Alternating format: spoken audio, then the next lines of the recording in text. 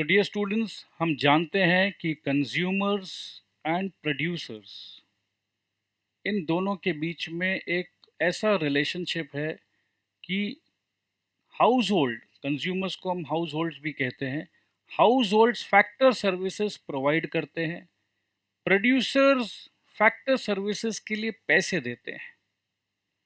वो पैसा house hold का इनकम बनता है और प्रोड्यूसर्स जो गुड्स बनाते हैं, हाउस होल्ड उसी पैसे को वापस से प्रोड्यूसर्स को देते हैं। तो कहने का मतलब यह है कि एक circular motion of income and expenditure चल रहा है। To put it in very simple and straight words, the expenditure of the producer sector becomes the income for the households, and the expenditure for the households becomes the income for the producer units. So examination पे अगर आपसे पूछा जाए कि circular flow of income and expenditure in a society कैसे होता है, तो ये डायग्राम आपको बना के आना है, right? So house hold, firms and house hold. So payment for goods and services, house hold ने पेमेंट दिया गुड्स एंड सर्विसेज का, किसे दिया? फर्म को दिया, ठीक है जी। और फर्म ने क्या दिया? फर्म ने दिया flow of goods and services. आगे फर्म ने क्या दिया? Firm means the producer units. Firm ने दिया payment for the factor services to the household, और हाउस होल्ड ने दिया factor services, flow of factor services. So ये बहुत सिंपल है, आप रीड करेंगे तो आपको समझ में आ जाएगा। We know that government is very important. We need someone to regulate. अगर हमसे कुछ भूल हो जाए, हम गलत काम करने लग जाएं, हम प्रॉफिट के लालच में गलत तरीके से काम करें, प्रोडक्शन गलत करें, लो क्वालिटी गुड्स को हम बेचें, मोनोपोली करें और कंज्यूमर्स को ठगें, लूटें, तो कौन बचाएगा कंज्यूमर्स को? Yes, government will intervene. So government acts as a regulatory body. Regulatory body जैसे फैन में रेगुलेटर होता है, you just turn the knob and fan का स्पीड कम बेसी होता है। सो रेगुलेटर के पास वो पावर है जो प्रोड्यूसर यूनिट्स को और कंज्यूमर्स को दोनों को चेक कर सकते हैं, राइट? सो आइए पढ़ते हैं। Government includes regulatory bodies, exercises its control over the behavior of households and the firms. Government is, of course, another basic unit of economic analysis, crucial role directly and indirectly in the economy. Government acts as a consumer as well as a producer. Government incurs expenditure on various consumer goods and also provides various services. So हमें पता है कि police की service, defence की service, street lightning की services is being provided by the government, and consumer या household चाहते हैं मैक्सिमम सेटिस्फैक्शन, प्रोड्यूसर्स चाहते हैं मैक्सिमाइजेशन ऑफ प्रॉफिट्स। तो गवर्नमेंट क्या चाहती है? गवर्नमेंट चाहती है maximum social welfare. So governments क्या करती है? गवर्नमेंट्स आपके लिए roads, bridges, dams, power stations construct करती है, and also investment in various capital projects. So government के बारे में हम समझ लिए हैं, consumers के बारे में जानते हैं। So we know consumers, they consume maximum goods and services.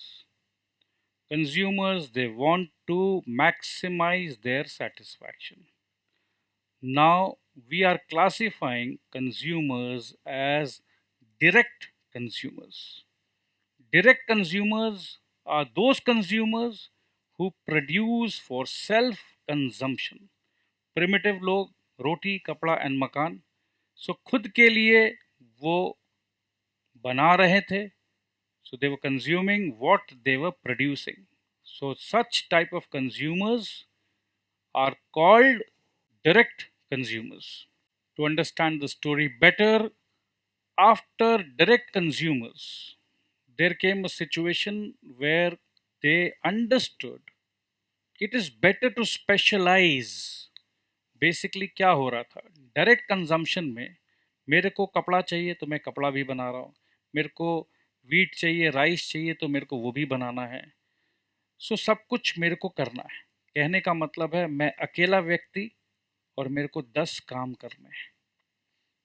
तो क्या ऐसा नहीं हो सकता है कि हम 10 अलग अलग काम जो कर रहे हैं वो हम ना करें, 10 अलग अलग लोग एक ही काम करें।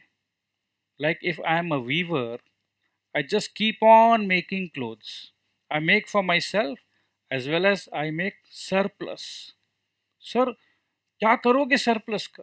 अरे भाई एक्सचेंज कर लेंगे। Somebody Banwari Lal is making rice.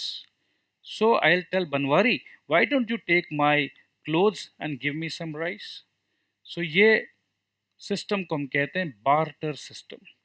Barter system में क्या होता है आइए देखते हैं। So consumers by exchanging goods. So हम स्पेशलाइजेशन करेंगे, हम एक्सचेंज करेंगे। जैसे हमने वीट बनाया तो हम एक्सचेंज करेंगे वीवर से, तो सरप्लस प्रोडक्शन को ही हम एक्सचेंज कर सकते हैं। इस सिस्टम को हम कहते हैं barter system. So I am very sure ये बहुत इजी है। So consumers by exchanging goods.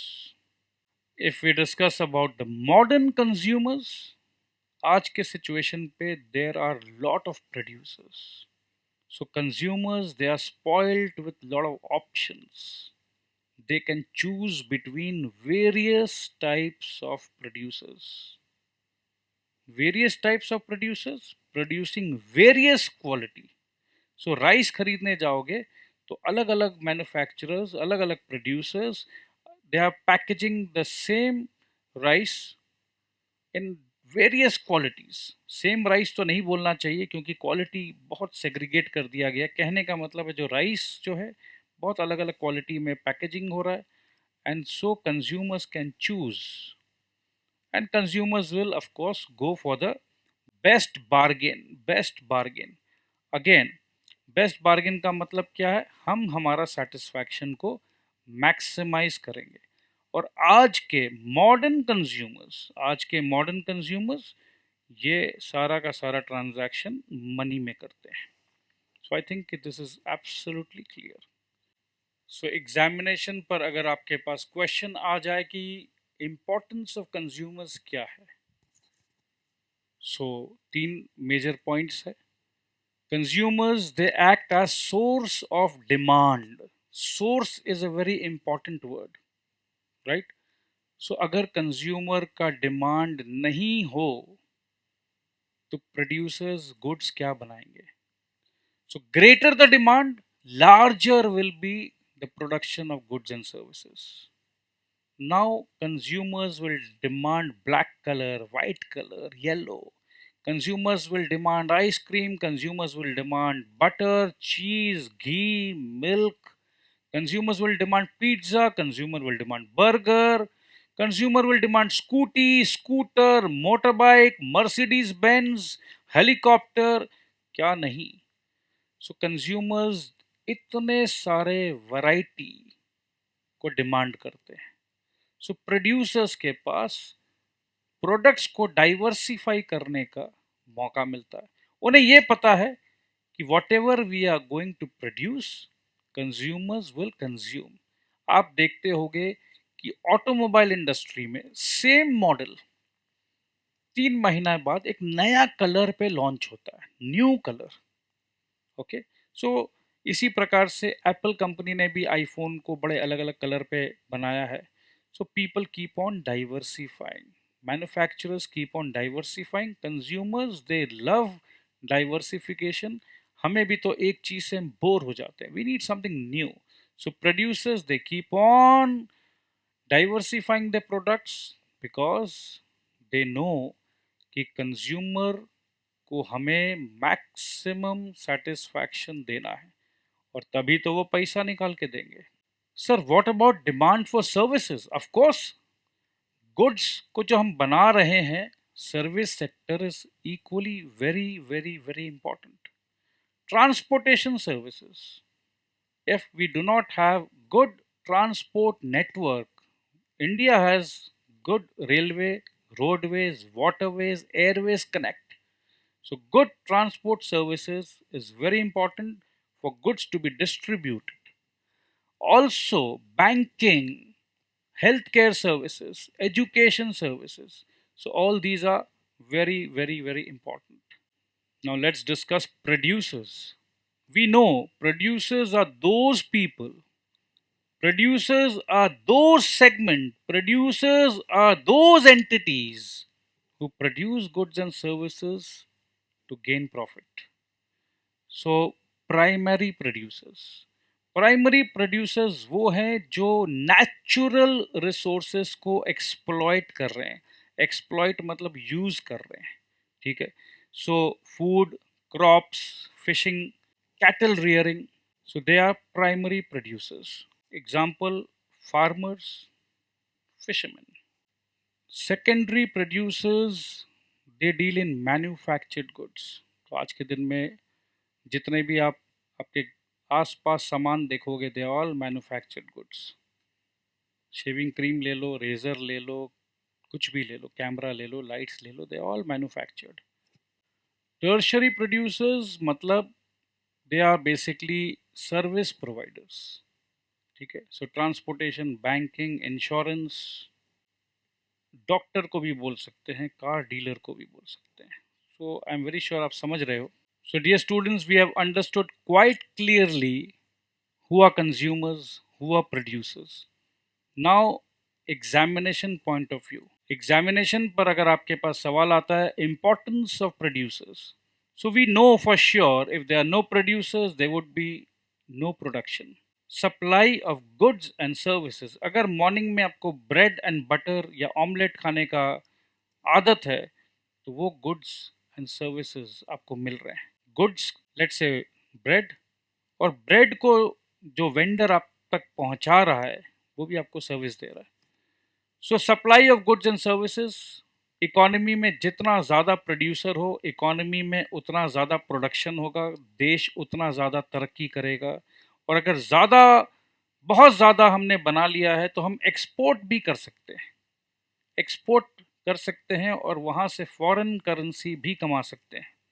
So producers का एक और इम्पॉर्टेंट काम है efficient utilisation of resources. So resource को एफिशिएंटली यूटिलाइज करो, प्रोडक्शन एक्टिविटीज़ करो।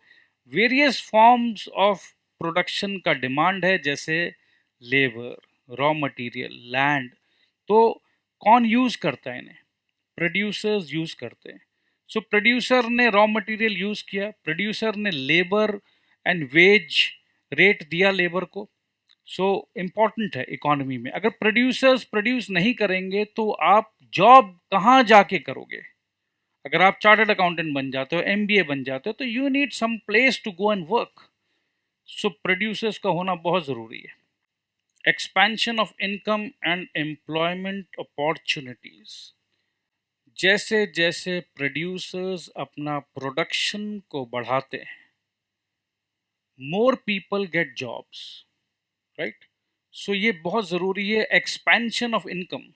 अब कंपनी ज़्यादा प्रोडक्शन कर रही है तो मेरे को ज़्यादा काम करना पड़ रहा है, तो मेरा इनकम भी थोड़ा सा बढ़ गया है, correct. Increase in export earnings, so export is very very important for any country. Country import भी करती है। Let's say if India has a population of 150 crores and we need wheat. Lal Bahadur Shastri ji के समय पर ऐसा सिचुएशन आया था कि खाने को दाना नहीं था, इंपोर्ट करना पड़ रहा था। Low quality wheat at a high price people were trying to sell to our country. तो उस समय लाल बहादुर शास्त्री जी ने नारा दिया, जय जवान जय किसान। नहीं, हमारे यहाँ के जो फार्मर्स है दे विल प्रोड्यूस वीट। सो आज के दिन में हम इतना वीट प्रोड्यूस कर रहे हैं कि शायद हम एक्सपोर्ट कर पा रहे हैं आराम से। सो एक्सपोर्ट करना is very very important for the growth of the country and yes, producers ना हो तो कौन करेगा export. So dear students, government क्या है? गवर्नमेंट एक ऐसा बॉडी है जो रेगुलेटरी बॉडी है। So government will keep on exercising control. So we are going to study as direct control and indirect control. Now we discuss about direct control of the government. एक question आ सकता है कि why do private players or private enterprise do not engage in making roads or infrastructure? एक तो बहुत पैसा लगता है, बहुत रिस्क है, बहुत ज़्यादा पैसा, बहुत बड़ा रिस्क, तो प्राइवेट प्लेयर्स नहीं बनाते। National highway is a project under government of India, right? So government का डायरेक्ट रोल क्या है?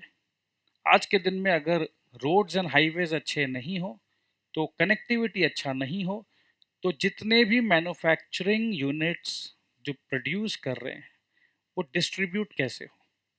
सो डायरेक्ट रोल है गवर्नमेंट का। सो गवर्नमेंट सबसे पहले मेरे दोस्त इंफ्रास्ट्रक्चर डेवलप करती है। इंफ्रास्ट्रक्चर डेवलप करने से क्या फ़ायदा होता है? They promote external economies. So government infrastructure बनाती है तो पावर, ट्रांसपोर्ट, एजुकेशन, हेल्थ सब में काफ़ी फ़ायदा होता है, करेक्ट? रोड्स अच्छे नहीं हो तो हम हॉस्पिटल ही नहीं पहुंच पाएंगे। Second very important point is removal of inequalities of income and wealth. Removal of inequalities, ये easy नहीं है। I'll explain you why it is not easy. We are following a mixed economy structure. ये आप आगे पढ़ने वाले हो। Mixed economy मतलब ये है कि यहाँ पर गवर्नमेंट भी मैन्युफैक्चर करेगी और कैपिटल जिसके पास है, पैसा जिसके पास है, कैपिटलिस्टिक इकोनॉमी, वो भी मैन्युफैक्चर करेंगे। सो कैपिटलिस्टिक इकोनॉमी जब आप पढ़ोगे तो आपको समझ में आएगा कि यहाँ पर राइट है प्रॉपर्टी ओन करने का।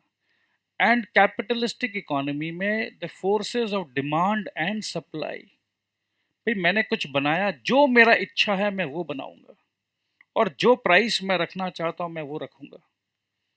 सो अल्टीमेटली मैंने लग्जरियस गुड्स बनाया जो कोई गरीब आदमी नहीं खरीद सकता, मेरे को कोई परवाह नहीं है, I would like to make money. So इस सिचुएशन पे मेरे पास बहुत पैसा आ रहा है, मैं बहुत पैसा कमा रहा हूँ, तो इन इक्वालिटी को गवर्नमेंट कैसे मैनेज करे?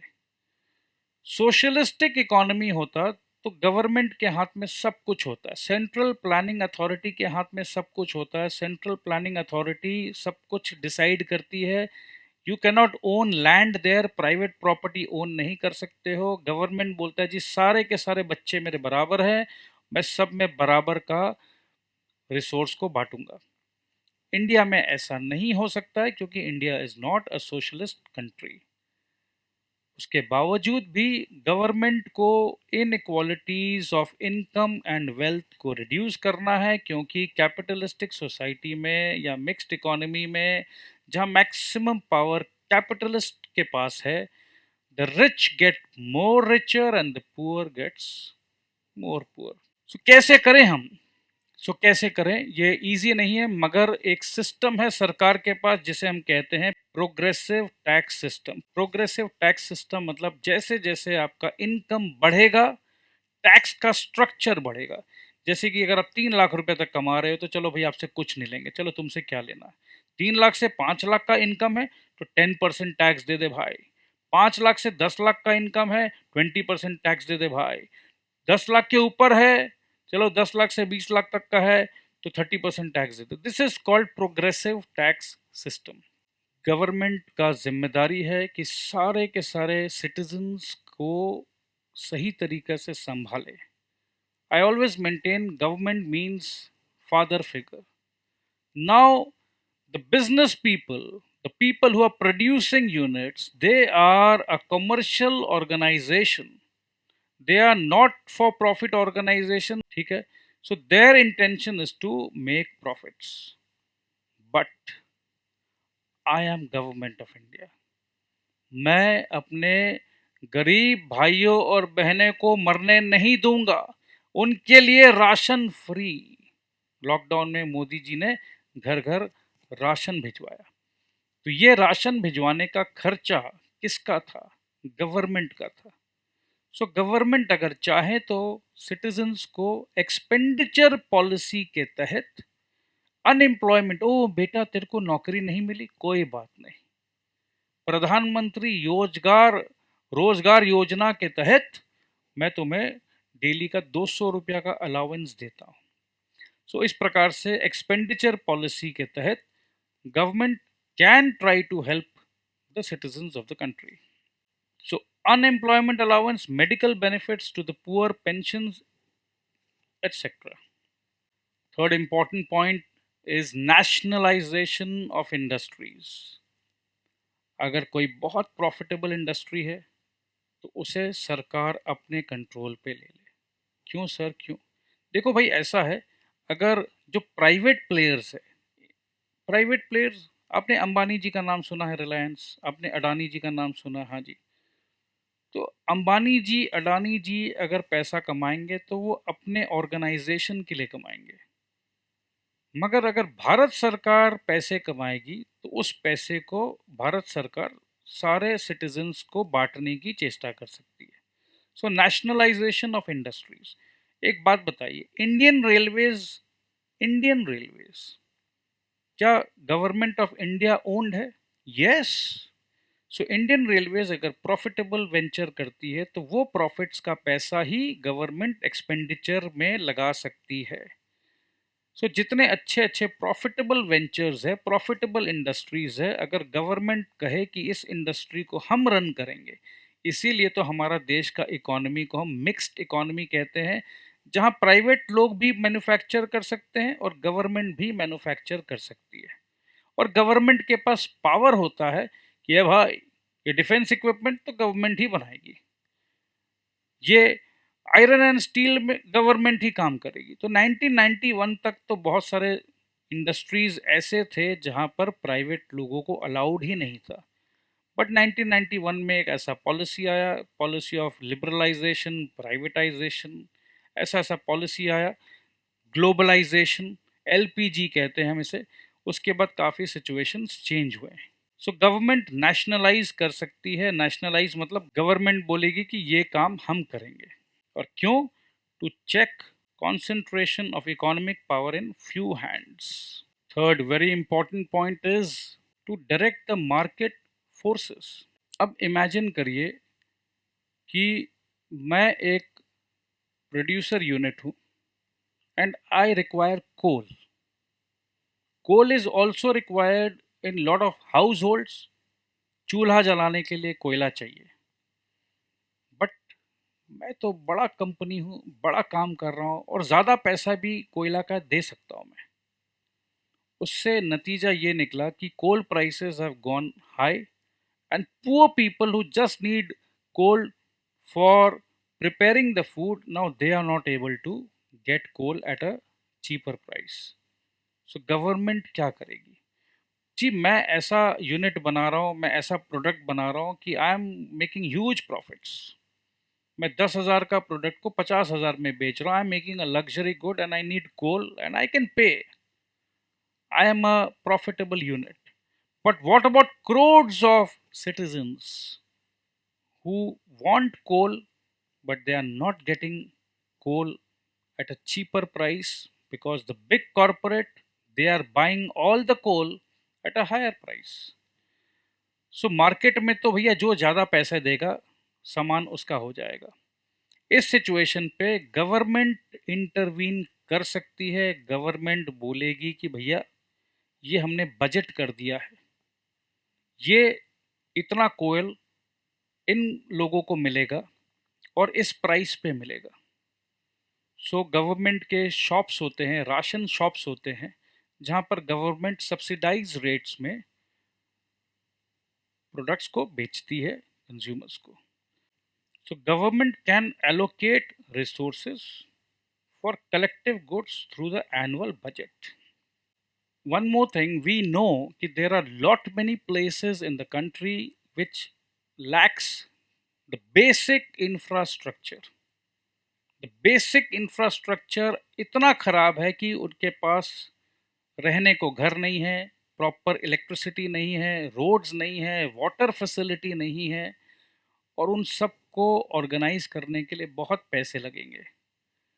तो प्राइवेट लोग या प्राइवेट एंटिटीज तो पैसे खर्च करेंगे नहीं, और गवर्नमेंट के पास अगर पैसा नहीं है तो हर जगह डेवलपमेंट करना पॉसिबल नहीं होता है। सो गवर्नमेंट जो टैक्सेस कलेक्ट करती है, गवर्नमेंट कोशिश करती है कि टैक्स कलेक्शन से हम वेलफेयर प्रोजेक्ट्स चालू कर पाएँ। बट क्या हमारे देश में सब कोई ईमानदारी से टैक्स देते हैं? नहीं देते हैं। Can government help in industrial development? Industries, बड़े बड़े इंडस्ट्रीज, केमिकल फर्टिलाइजर्स चाहिए। फर्टिलाइज़र अगर हमारे पास खुद का हो, इंपोर्ट ना करें हम, तो हमारा क्रॉप्स में ग्रोथ आ जाएगा। बट केमिकल फर्टिलाइज़र प्लांट लगाने के लिए इमेजिन करो 500 करोड़ रुपीस लगेगा, और वो प्रॉफिटेबल आते आते 5 साल लगेगा। तो क्या कोई प्राइवेट एंटिटी 500 करोड़ रुपया लगा के 5 साल तक वेट करेगी? बहुत मुश्किल है। सो प्राइवेट प्लेयर्स जो होते हैं वो जनरली बनाते हैं कंज्यूमर गुड्स। कंज्यूमर गुड्स क्योंकि डेली लगता है, लेट्स से बिस्किट, ब्रेड, राइट, डेली लगता है, और वैसे गुड्स को बना के हम डेली बना रहे हैं, डेली बेच रहे हैं, और क्विक प्रॉफिट कर रहे हैं। बट अगर हम देश का बात करें तो heavy iron and steel industry चाहिए, हैवी इलेक्ट्रिकल इंडस्ट्री चाहिए, और उसके लिए हैवी इन्वेस्टमेंट चाहिए। प्राइवेट प्लेयर्स बोलते हैं ना जी, ना जी, ह्यूज इन्वेस्टमेंट हम नहीं कर पाएंगे। सो गवर्नमेंट क्योंकि लोगों से टैक्स कलेक्ट करती है, गवर्नमेंट के पास बहुत पैसा है, so government should invest in these industries, chemical industries, fertilizers, heavy electrical, iron and steel. So government अगर ह्यूज इन्वेस्टमेंट करे तो देश का तरक्की हो। सो क्या गवर्नमेंट को इन्वेस्टमेंट करना चाहिए? बिल्कुल करना चाहिए। Government can also help development of backward areas by starting public enterprises. Government can encourage private enterprises to set up industries. Government को हमेशा डिफेंस इंडस्ट्रीज अपने हाथ में रखना चाहिए। डिफेंस इंडस्ट्रीज प्राइवेट प्लेयर को दे दिया, और अगर उसने सीक्रेट लीक कर दिया तो पूरा देश बर्बाद हो सकता है।